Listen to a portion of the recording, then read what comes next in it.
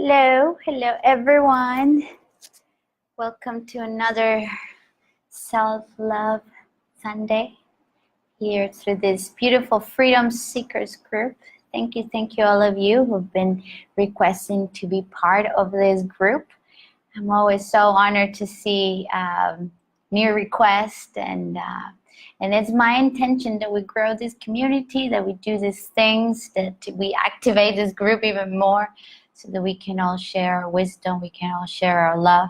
As much as I have to share with you, I know you have a lot of wisdom to share with us. So thank you for being here. I'm so honored that you are here today and that you're going to maybe connect later after this video is not live, but it's always great to see your comments, to see your likes and all of that. So I see a couple people getting online. I would love if you're online to say a quick hi in the comments below. And also just to make sure that the audio is good, the video is good, that you can hear me, that you can see me well. I came here to work so that I make sure that my internet is better. One of the prices of living in the jungle is that the internet sometimes is not the best, but I think this is a good one. So Jax, yay! Hello. I'm so glad you're here, Jax. Who else is online? If you can just say a quick hi so that I can acknowledge you for being here, that I can see you. I see Tammy. Hi, Tammy. Julie. Totla. Hi. And what you people get online, and what you say a quick hi in the comments below. I would love to do a couple of deep breathings with you. Take a couple of deep breaths with you. So if you close your eyes, I was sharing in the video before I do these videos in Spanish. I was saying that consciousness precedes form. So Reverend Michael says, we don't see because we have eyes. We have eyes because we see. We don't hear because we have ears. We hear because we have ears because we hear, meaning the capacity, the quality to see is in our consciousness. That's why we got eyes. That's why we get ears. So when we close our eyes, we remember that inner seeing, that inner knowing that goes beyond our eyes. So when we close our eyes, we can see better. We can hear the inaudible, see the invisible, and do the impossible. This is the power of breathing and meditation. So I'm going to invite you to take 3 deep breaths with me. So inhale, exhale, out the mouth. Inhale, exhale, inhale, release. I encourage you to keep breathing out the mouth, especially if there's a lot of energy flowing through you. There's a lot of emotions lately that you've been holding on. Inhale, let go. Keep doing that while I speak, while we remember together. So breathe in and out and say thank you. Thank you, Spirit. Thank you, life. Thank you, love. Thank you, Father, Son, for coming out another morning, for showing us unconditional love. Not once the sun has stole the earth, you owe me. Not one time.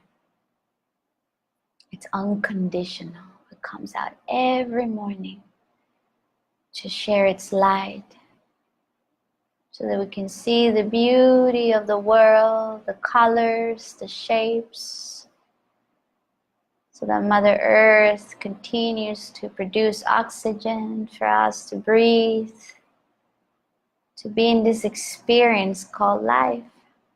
Beautiful adventure, messy at times, but beautiful, imperfect. Beautifully imperfect. Let's take a deep breath in. Let go. So in this reverence, in this gratitude, we get ready to begin this class. We invite our angels, spirit guides, ancestors, our highest self to be so present. Also that we are so present to this beautiful energy available to us, so that we can hear a little deeper, so that we can see and change our perceptions from fear back to love, so that we can remember this beautiful morning that we are surrounded by miracles all the time. They're all happening naturally, simultaneously, so many miracles. So today we come to remember that, to see them with our inner eye, to hear them with our inner ear. We're going to breathe the last 3 times. Inhale. Let go. Inhale. Let go. Inhale. Let go. And we are ready to begin this beautiful call. We slowly open our eyes to come back here. So I see Justin got online. All right. So whoever it's online or gets online, I would love to see your quick hi in the comments below. I hope the internet is good. So if you can be so kind also after saying hi, Paola, you sound and we can hear you and we can see you. If you can give me that one, I will highly appreciate it, because sometimes, as I said, the internet is a little funny here. So I'm going to wait for you to make sure that the internet is good. Maria Julia, hola amiguita, hola, hola. Jackie, hola. Hello. Anybody, can you comment in the comments below if you can hear me and if you can see me well? Today we're going to talk about the power of forgiveness. You might have heard this before, you might have known this before, but today we're going to go a little deeper together. Every day we're new, brand new, and I've heard many concepts many times, and every time, especially when I hear Reverend Michael speaking, I go, wow, I heard that before. But today is landing in such a way that that I'm so grateful I showed up to hear it again. So that's what we're going to be doing today. Hello, sweet Paola. Hi, sweet Jackie. Hear you and see you perfectly. Awesome. So let's begin. Today we're going to talk about forgiveness. And if you've heard me before, I've said my favorite definition of a miracle is when you shift your perception from fear to love. And what is fear? Fear is when we are in our victim story. Every victim has a victim story. And what do I mean by victim? It might sound like a harsh word, like, no, Paula, I'm not a victim. But if you are blaming either yourself or others, if you have details about the story that you keep rehearsing, she said, he said, it was this day, it was 10 years ago, it hurt me this way, it happened again last week. If you have all the details in your consciousness, you play them over and over again, you talk about it, you feel sorry for yourself. If you have that, that means you are in a victim story. And why do we go into victim stories? Because that's very human. It's so human to do it. And I said, a few days ago, I had an experience with Mother Ayahuasca, and one of the most beautiful moments of the night was to see all of the entities of love, all of this, the presence of love, the presence of God, however you want to call it, looking at us, at our beautiful human experience, our own soul sitting right there above our crown, looking at me and saying, oh honey, I love you unconditionally. There's no conditions. You can make mistakes. That's not the idea that you make mistakes, but there's no such a thing as a mistake when you go out there. So what do I mean by shifting the perception from fear to love? Is to know that fear, that our victim story, is a natural thing to do as a human being, because we want to survive, because we want to stay alive, because we want to have certainty. And when we have a story of who's to blame, who's to shame, or blaming ourselves and shaming ourselves. When we have that, the brain goes, okay, that feels familiar, that feels safer than forgiving, that feels safer than going beyond my story.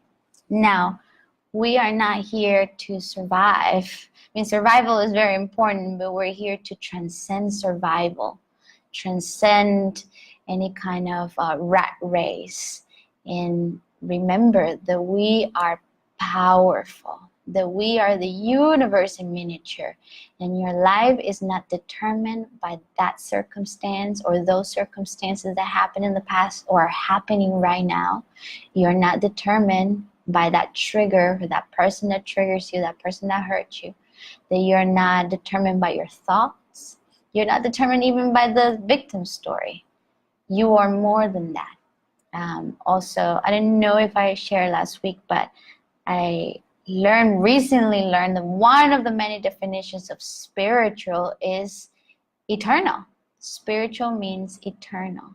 And when you remember that you're a spiritual being having a human incarnation, you get to understand that you're not your thoughts, that you're not your pain, you're not your resentment, you are not your objects, things that you have, you're not what you do, so you're not your career, you're not your family even, you're not, the circumstances that happen in your family, you are not what others think of you, you are more than that. When we have a spiritual practice, that's practice that you sit every day and you remember that you are more than that, and you can transcend, therefore you can transcend any victim story.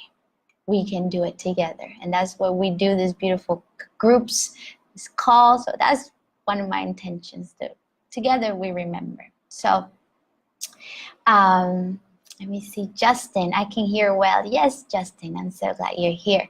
Tammy says, looking good, my friend. Okay, awesome. Thank you, guys. So today we're going to be making our perspective a little wider, just open our awareness so that we can have that eagle view. You know how eagles fly really high, and they're a spirit animal that is linked to wisdom. So in order to be wise, we need to rise above our circumstances. And that's what we do when we're forgiving. We're rising above, taking the high road. Now, you may say, Paola, oh my goodness, I love to hear about forgiveness. I get it. But you have no idea what it feels to enter my office space or my environment at work and see all that negativity. You don't know what it feels to me, doing all this inner work and remember what happened when I was 5. That wasn't fair. I may not know what you're going through, and I honor that, and I hope you're honoring that too. But there is a fine line between bypassing your emotions, putting some positive affirmations on top of everything, just saying, whatever, I'm not going to pay attention to it. And then going to the other extreme where you're indulging in your story because you're addicted to it. Or staying in the middle with your discernment and saying, okay, I'm not going to make it bigger than it was, and I'm not going to make it smaller than it is. I'm just going to look at it in the eye and ask my highest self, what do I need to learn from this? If nothing is against me, because the victim feels that happened to you, like it was against me. But when we transcend and we become like the eagle, we start seeing that it was for me. And at first, in the first stages, when you're starting to forgive, when you're starting to let go of resentment, just confusion. The brain doesn't know. It's like, well, what do you mean? What do you mean this was for me? It was not for me. It hurt me. That's what the brain would say. And the brain will bring more story to it. But when you start getting quieter and quieter and quieter, you transcend the story and you say, well, I still don't know. And you navigate a little bit. I don't know why. I don't know how that happened for me. But I am willing. If you're writing things down, this is the most important word for today. Willingness. You don't have to know how you're going to forgive yourself or others. You just have to be willing. I am willing to see this differently. I know that when I'm ready, I will choose peace instead of being right. But I'm willing first. to see how this happened for me and not against me. That is when we start getting out of the victim stories little by little. And sometimes, depending on the situation, it requires a great deal of compassion, self-compassion. What is self-compassion? Self-compassion is when you understand that hurt people hurt people. And so let's take, first person. You keep holding on to resentment, which is a form of self-harm. When we are holding resentment, we're harming ourselves. We're drinking poison and waiting for the other one to die. But when we are doing that kind of self-abuse, rehearsing what happened, keeping in the story, is because we're hurt.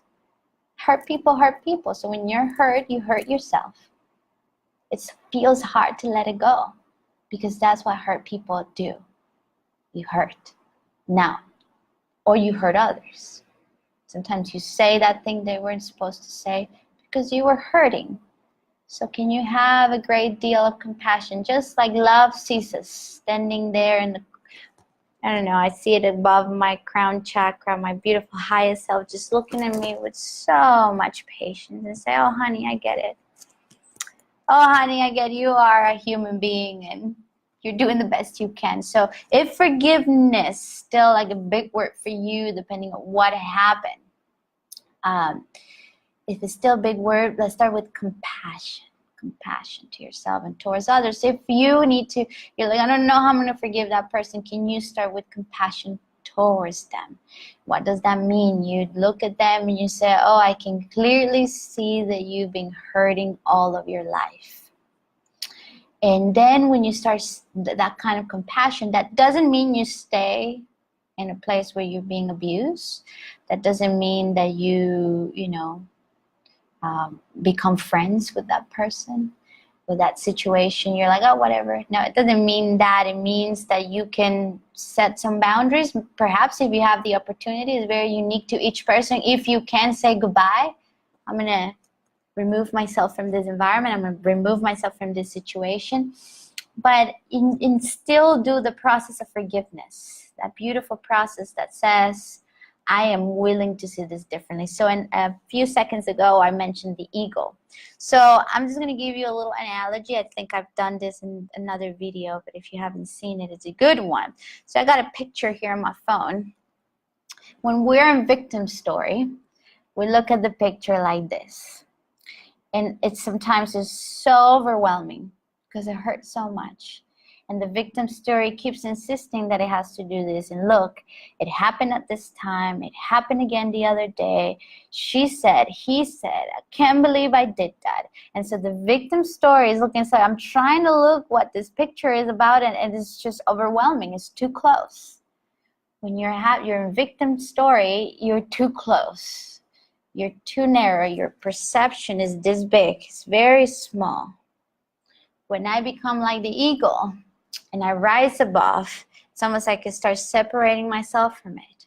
Remembering, I'm not that. I'm just going to become the observer. I'm just going to put it right here. You become the observer and you look at the big picture. Oh, look, I can see clearly. And that's the process of forgiveness. You become the observer from above.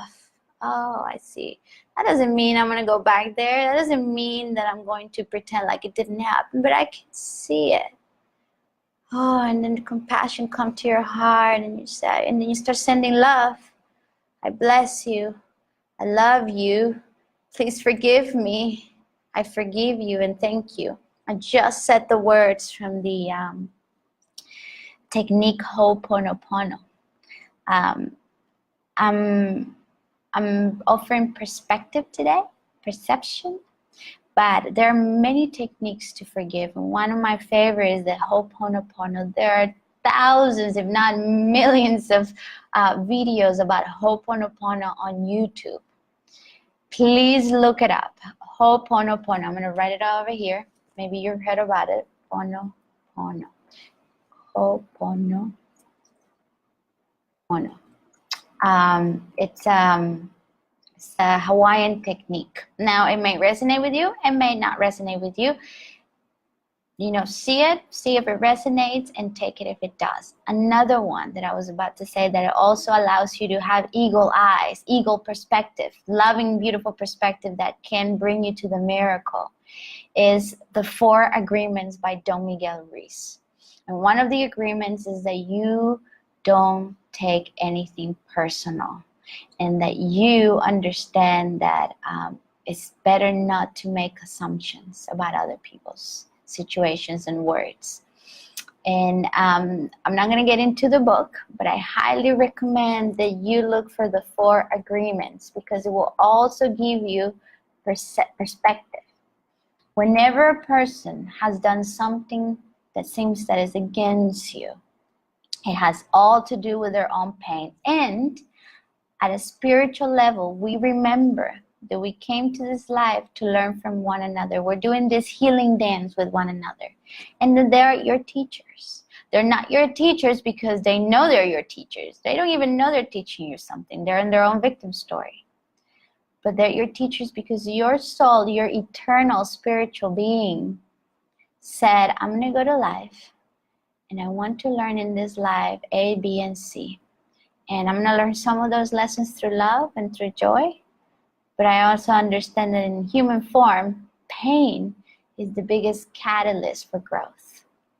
I guarantee you that all of us, we love all of this kind of content and beautiful remembering of spiritual principles, and we seek for peace and love because we have tasted the contrast. We have tasted pain, we have tasted darkness. And through that contrast, we have said, enough is enough. I cannot afford being 1 minute longer in victim consciousness. And as Rumi said, and I probably mentioned it last week, is through the wound where the light can come in. It's through the wound where all of that beauty, all of that light that we came here to reflect, to reveal, can come in. So if it wasn't because of your childhood, if it wasn't because of that trauma, perhaps you wouldn't be doing all of this beautiful deep work. And what I've seen with painful situations, even, things, something like the Holocaust. You heard me speaking about the Holocaust, and Viktor Frankl, one of the many examples of awakened souls that said, oh, if I make it alive out of here, I'm going to turn this pain, turn this darkness back into beauty, into peace, into love. I hope you guys are resonating with me. I'm feeling it in my soul. If you are resonating, please type on a little heart. If you have a question, if you have a situation you want to share with the group, or just a comment, please do it right now in the comments below.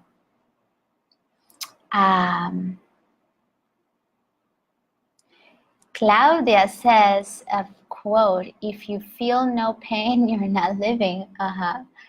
Yeah, that's the thing about this beautiful experience of being alive, that we get to experience contrast.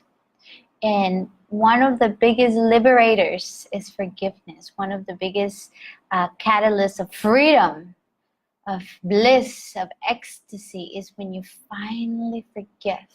And I think it was, his name is G.W. Lewis, I believe. And he said, when you forgive, you are setting free a prisoner. And then by the end of it, finding out that the prisoner was you.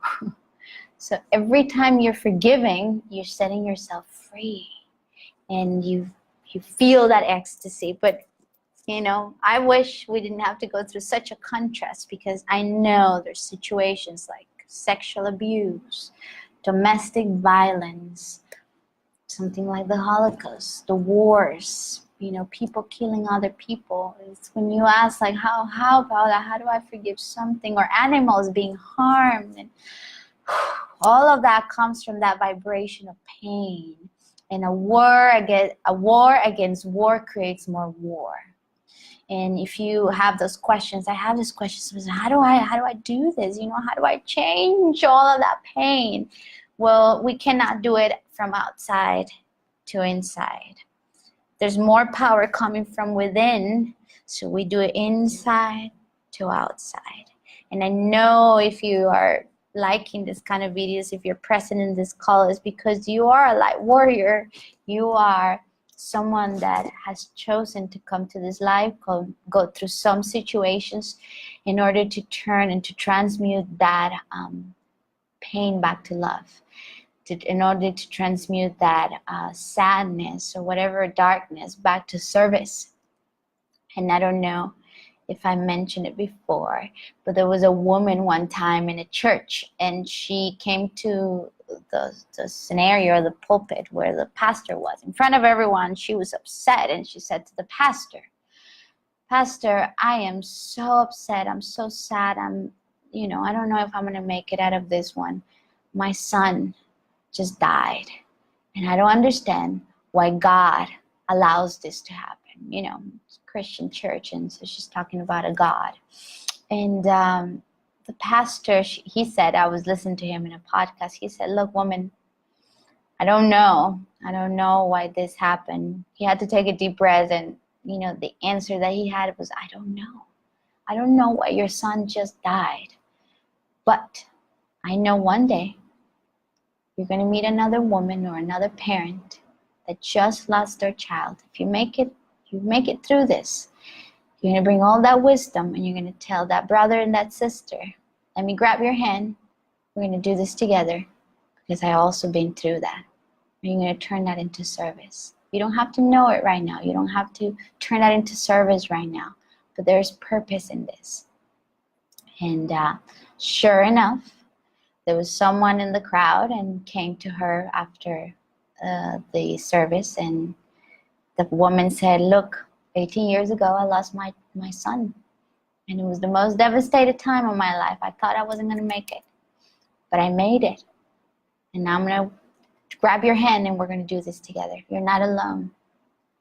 And I think this is such a moving story because, at times we have no idea why this is occurring in our lives. But in my life, most of the things that I talk about, or most of my compassion, comes from my own pain, from the things that I've lived through. And if it wasn't because of it, I wouldn't been able to do it. So that is why forgiveness is so powerful. You don't forgive at first. The first stage of forgiveness, you don't do it because they deserve it. You do it because you deserve to be free and do your mission and your purpose here in life. I hope you're still with me. Let's take a deep breath in. Let go. Put in the 4 agreements on my reading list. Awesome, Tammy. It's beautiful, awesome book. I don't think it's too long, and it's very to the point and amazing. So, how to forgive. First of all, you have to be willing. You don't need to know how. The how is none of your business yet. The how will come. I'm putting some hows. Ho'oponopono. It's a technique. 4 agreements. It's a technique. I'm never too dogmatic about techniques, because I am aware that what works for me may not work for you, and what works for you may not work for me. So I'm putting some techniques out. But first, most important thing, be willing. Be willing to see it differently. Be willing to rise above it first and release your victim story. A good way of releasing your victim story is every time you feel tempted to go into victim story, transmute it into something else. You can say it, of course, but with the intention of transmuting it. Another thing, seek for help. Seek for help. And I'm going to start with spiritual help. What does that mean? You get your sit together, like Reverend Michael said, you get your sit together. What does it mean? You every day, you look for your chair, you sit down, and you remain silent. And in your silence, you're going to say, help. Help. And I believe, you don't have to believe this, that you have spirit guides, angels, ancestors, your highest self, love, beauty, surrounding you all the time, ready to help you. But if you don't open that door, it can't help you. But if you say help, you sit down and you say, I have the willingness to forgive, but I don't know how. Show me the way. Help me, help me. And when you do this in meditation, I want you to grab a notebook after you do this and start writing down what you get from your highest self. But make sure you do your breathing, you bring yourself to a quiet state of beingness. You can do this if you're still very triggered. Calm yourself. The Ho'oponopono is a good way. Tapping is another way. Tapping solution, I've used it for many of my little triggers. I've tapped. EFT is called Emotional Freedom Technique. You calm your nervous system, and once you're in a space, you say help. And I guarantee you the help will come. I've said this in times where I'm like, I don't know what compassion is. Boom, I open Facebook, someone posted something about compassion. And I remember one time when I read it, and I would never forgive. And this is a phrase that I probably said about 10 times in a week or 15 times in a week. I read that time, hurt people. It was the most profound thing I saw. And it's because days before I was sitting down and I was so frustrated, I couldn't understand compassion. That phrase came to me, the universe is like, oh honey, pain creates more pain, war creates more war. The only way is through healing, is through forgiveness, is through releasing what's no longer serving you. Now, I want to say something. Your victim story is very addicting. We all have a little victim story that we are addicted to. This morning I have this game, it's called Satori, and it's a board game, and it's for radical forgiveness. Of course, I'm a personal development junkie, and so I have board games that are, personal development games. And so I had some girlfriends visiting, and I said, let's play a forgiveness game. And so we were playing. It's called Satori. If you want to check it out, it's a good one. It comes from a book that is called Radical Forgiveness. So I'm going to write it over here. Radical Forgiveness is the book, and the game is called Satori. And so you start in victim land.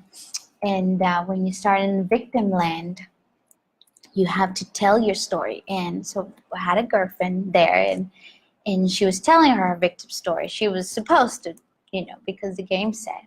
And then we continue progressing, and then you're in the awareness place where you start bringing some awareness. But then, she was to speak about it. And when she was speaking about it, I could see the addiction to her story. Of course, I didn't say anything, it was my time to intervene. There's no need of advice giving. We're just holding space for her. But I could see myself in her as well. We're all mirroring each other, and I could see it so clearly. There's some stories in our lives that we're addicted to it. It's almost like an aversion to keep repeating. Let me tell you what happened. There was a story of a man that went to a seminar, and he had to introduce himself. His name was Michael, and Michael was in the seminar, and he said, get in pairs and introduce each other. Say who you are and tell a little bit of your story. And so Michael goes to someone and said, okay, let me start. My name is Michael, and the story of my life is that 20 years ago, I was in a car accident, and it was very painful. I almost couldn't walk, and then I was addicted to painkillers, and then that turned me into, borderline suicidal, and, I was in rock bottom, and, he started tearing up because he remembered by telling the story, he secreted the emotions of those thoughts, and then the person that was listening to him and said, oh, buddy, no, that's not true. And Michael turns and said, what do you mean it's not true? He said, no, that's not true. Go again, try again, one more time. And Michael is like, well, that's weird that you just said that, but let me tell you, 20 years ago, I was in a, accident, and I almost couldn't walk, and he pretty much repeated the same, and his friend or the person he was introducing to, he's like, oh no, that's not true. But the third time the guy said this is not true, Michael was pissed. He was like, what do you mean it's not true? This is the story of my life. And then the other person said, let me change it a little bit for you. How about 20 years ago you had an accident? Period. End of the story. And Michael, I was listening in a podcast, and he said that little thing changed it all. And I know that that happened to me, and that was a big catalyst for everything that I do now, he said. He was a healer, he was a coach too. But I was so attached to my story, he said.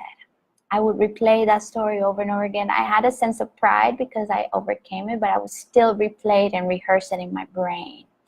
So question to you, what are those stories full of resentment that you can simply not let go of? Let go. Because if you're doing that, you're in a prison. And here's what happens when you're not forgiven. I've said it many times before. It's like you are riding a bicycle or a car with the brakes on. Let's just say a bicycle, because a bicycle you have to like do it yourself. It just feels like it's a lot more difficult to ride the life without forgiveness. Everything that you're seeking is seeking you, said Rumi. Everything that you want is already done, is done in the universe. The moment you want it is given to you. The thing is that there's something preventing, it's something closing the gate. And most of the time is lack of forgiveness.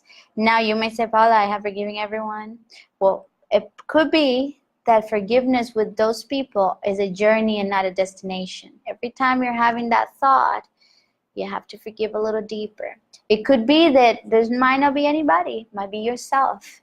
You have to forgive yourself. Be compassionate to that little boy, that little girl. Yes, you said that thing you shouldn't have said. Yes, you did that thing that you probably shouldn't have done. You know better now. Can you forgive yourself right now and begin again? When I talk about self-sabotage, I always say lack of forgiveness and self-sabotage are best friends. If you learn how to forgive yourself, I guarantee you there will be less self-sabotage. But there needs to be a promise towards yourself that it doesn't matter if you make a mistake, you are going to forgive yourself unconditionally. Now, it doesn't mean that you don't make amends. That doesn't mean that you don't learn. But that means that you tell that innocent little girl, little boy inside of you, I got your back. I love you. And I'm not going to judge you too hard. I'm just going to review, forgive, and begin again and do it better next time. I share with you that I had a binge eating disorder. And till this day, my little girl, my innocent part of me that, sometimes it gets very scared. I go to her and she knows. And I'm disassociating. Of course, I'm only one thing. I'm a whole person. But I just think it's helpful for me to think it's a little person inside of me. And I go to her and I say, honey, if you ever again, for whatever reason, you eat a little bit too much, you're forgiven. You're going to be forgiven. And guess what happens? For years now, it hasn't happened. Months go by where I just don't. Because I know that if I do it, I will forgive myself. Now, this is me with me, and every situation is very unique, but I hope it gives you some perspective about you and your ways. Self-forgiveness and self-sabotage don't like each other. Are you guys with me? I hope you're saying yes. Let's take a deep breath. Let go. Now, the other day, I also made a video about how to forgive your parents because there's a lot of resentment with our parents. And in this video, I was offering the perspective to also look at your parents, not like, oh, they should have known it all. They should have done all these things for me. And they didn't, therefore they need to be punished in my mind every time I'm resenting them. What about if you bring, let's say your parents are down here or up here, I don't know where you put them in your consciousness, but instead of seeing them up there or down there, you bring them right next to you, shoulder to shoulder, and you say, this is my brother and my sister in this path walking with me. If you're a parent, if you're past 30 years old, you know that having birthdays doesn't mean anything. Having birthdays doesn't mean that we grow up. We grow up when we do the work. And if you're a parent, if you're past 30 years old, you know that we're still, all of us, figuring this out, doing the best we can. And then when we get hurt, we hurt people. And we come from generations before us, our parents, our grandparents, and great-great-grandparents. They come from pain. Not all of them, But most of the past of humanity, there's a lot of pain, and they were doing the best they could. Our parents, they were doing the best they could. I know you know this, but we're just remembering this. So let's take a deep breath in that right now. Let go. What if next time you think about your dad and your mom, you see him or her as a brother and a sister walking this path with you? I know that my mom, I honor her because she's amazing and she's my mom. She's my physical mother. But as I grow older, she becomes more like my sister, like my good friend. And I know when, she's doing the best she can, and when she's telling me something from the fear of like, I love you and I don't want you to get hurt. And I can be a lot more compassionate with my mom than if I see her, oh, she's my mom, she should know better. For me, with my mom, by the time I turned into a teenager to the time I was like 24, 25, our relationship was war. Maybe a little younger, maybe 22, 23. So from 13 years old to 22, 23, like a decade, my mom and I did not get along. I don't know what was going on. Astrologers one time told me that we had a karmic contract to bring solution to. But I don't know how it happened, but there was a turning point for me.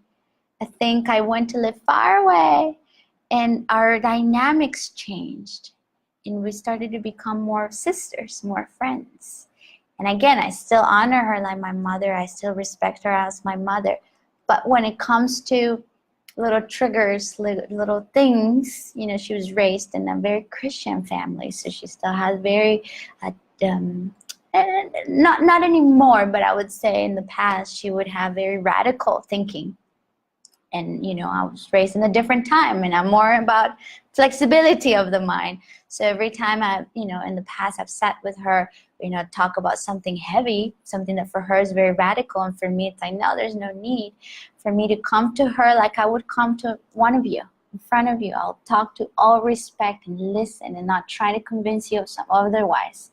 I also remember the time where I told my mom that because of that story, The Reality of Truth, that says that movie that says that maybe Jesus was doing mushrooms. And I came to my mom and I said, Mom, can you believe that maybe Jesus was doing mushrooms? And oh my Lord, I offended her.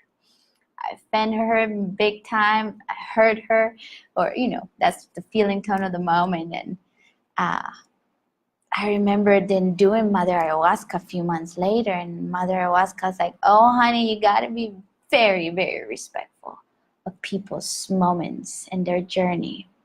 And so now every time I sit with my mom, I have big compassion, big love for her, because she is more my sister and my friend, and I want to, give her the chance. And I'm sure she does that with me, and I'm not saying we're perfect, but it has made a radical shift in my life to see my mom as my sister and my friend in the past. Now, I know this is my situation, and might be that your mom or your dad was, maybe their transition back to eternity, or they are difficult. This works even better when the parent is very difficult, because you can bring more compassion to it. Okay. Okay. Tammy says, I had the same experience with my mom. That's how I know I'm growing spiritually.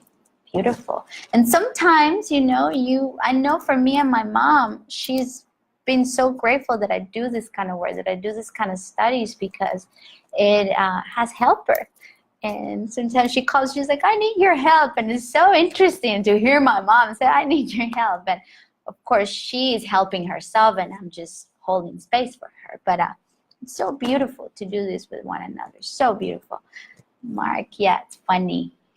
Jesus doing mushrooms. I guess you're laughing about that, right?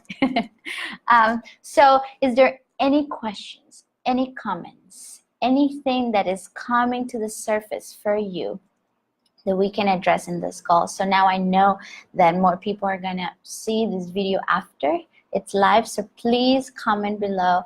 I do my best to check the comments that happen after so that I can answer them.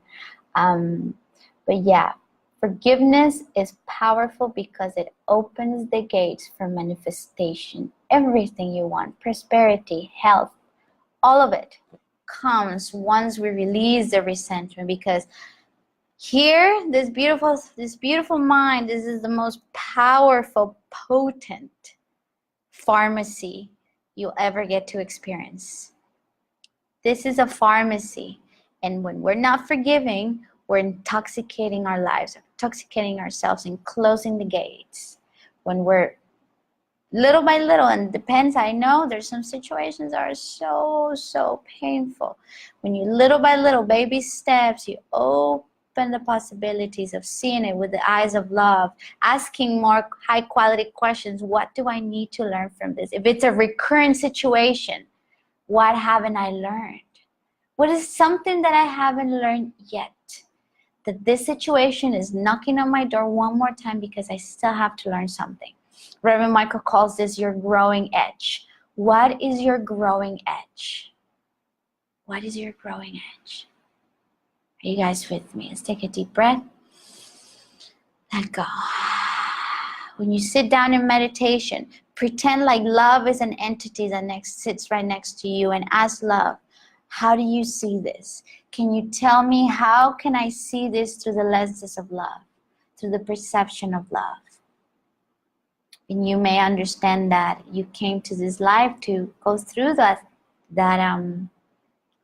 kind of contrast, that those people are your teachers, that those people play a big role in your life, and you play a big role in their life, that they're healing angels at a spiritual level. Because you may say, oh, Paola, this person cannot be an angel. It seems evil. At an ego level, it might be evil because that person might be holding a lot of pain. But what if, at a spiritual level, we're all healing angels for each other, and we're doing a dance to heal each other? Sometimes through pain, sometimes through joy. Let's take a deep breath in. Let go. Okay. Jack says, Mark, yes, he was laughing about that. So Jack says, so bizarre because I have a good instinct for the stock market since years. So for some companies, growth. But I never buy shares. I figure I'm not worth it. What I must believe is my subconscious or afraid. Okay. I like it that you're bringing a very specific example of having some blockages. So is to believe subconsciously that you're worthy. You're worthy of a good investment, of a good move. It's so interesting, and thank you. We're talking about forgiveness, but also when we are holding on to old stuff, we're also holding on to beliefs, and that is reflecting in our reality. So something like, working with the stock market, sometimes we do silly things and it seems like we're sabotaging ourselves. So why do I knew that I had to do that, but I did otherwise? Or how come it just, I couldn't see it?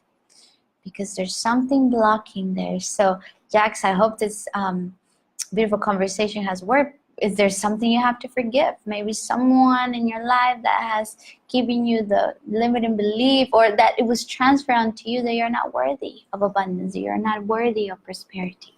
Who do you need to forgive? Or forgive yourself, If you don't do it, next time it could be just the practice of self-forgiveness. You're doing the best you can. You didn't see that. You screw it a little bit and you say, so what? I forgive myself. I begin again. Self-forgiveness gives us that opportunity to begin again, because when we're not forgiving ourselves right away, we get stuck. And then we keep repeating that thing that we don't want to repeat, which is a little bit ironic sometimes and comical. I think it was Shakespeare that said, a tragedy, it's a comedy misunderstood. And sometimes we live in that, tragedy after tragedy, because it's comedy. We just keep replaying the same story over and over again. Of course, without disrespecting whatever has happened in your life. Mark Wheeler said, I had come to understand that the people I had the hardest time with were my teacher. Beautiful. That's a beautiful perception. I mean, maybe not beautiful, but powerful. Powerful perception. Oh, look at that. That's my teacher. And again, that doesn't mean you have to have them right next to you if you don't have to. Of course, sometimes this is your family. But yeah, and Mark Wheeler last week had a beautiful comment. I want to read it because I said I would, and I think it's all through the same perceptions as well. So you were sharing with us, Mark, that about the darkness. So he says, I got in the, let me see. Loving the darkness is true. I have been resisting the darkness for so long, especially for some things I have learned in the past. I have come to understand that without the darkness, love cannot expand. It is through acceptance and forgiveness of the darkness that love can expand. Yeah. And when he understood that, it hit him as a bolt of lightning. Beautiful. So it's the same. We get hurt or feel like we're getting hurt. It's a perception, and we feel darkness. And then forgiveness is one of the best ways to turn the light on.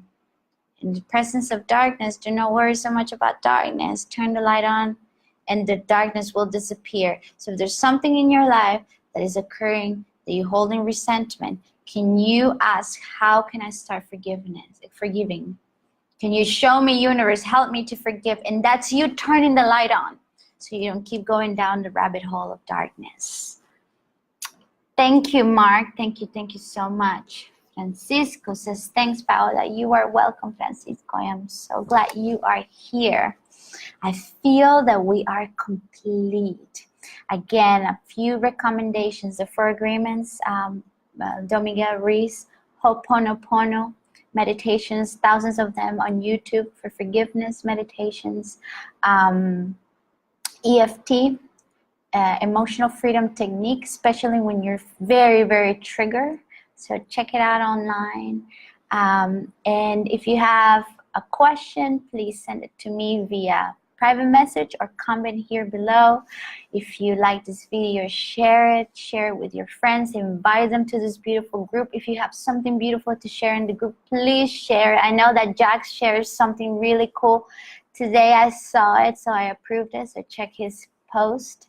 And yeah, I love you so much. I will see you next Sunday. If you have any suggestions for topics, I am so grateful for that. So, bring them on, bring it on to me. And that's it. So let's take the last 3 deep breaths. Let go. Thank you, Spirit. Bring it in. Release. Breathe in. Release. Thank you, everyone that was present in this call. Those of you that are going to connect later, thank you, Spirit. Thank you, technology. Thank you, universe. Thank you. Have a beautiful Sunday. Have a beautiful week. I love you. And goodbye. Thank you.